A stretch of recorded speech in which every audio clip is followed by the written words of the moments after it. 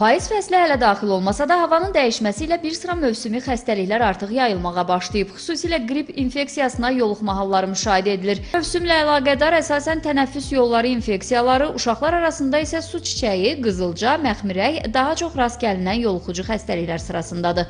İnfeksiyon xəstəliklərinin əlamətləri isə demək olar ki, bir-birinə bənzəyir. Bu fəsildə havanın soyuması və insanların daha çox qapalı məkanlara toplaşması xəstəliklərin yayılmasını daha da sürətləndirir. Həmçinin havanın yağıntılı və rütubətli keçməsi oynaq xəstəliklərinin də baş qaldırmasına səbəb olur. Payız aylarında günəş şüaları olmadığına görə D vitamini bədəndə sintezlənmir.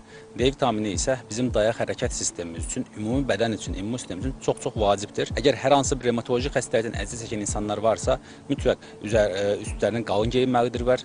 Mümkündürsə, əgər oynaqlarında, xüsusən əl oynaqlarında ağrılar varsa, əlcəklərdən istifadə olması daha çox tövsiyə olunur. Eyni zamanda yuxu rejiminə və balanslı qidaya da diqqət etmək tövsiyə olunur. Qida rasionuna mövsümi meyvə tərəvəzləri əlavə edərək immuniteti gücləndirmək məsləhət görülür.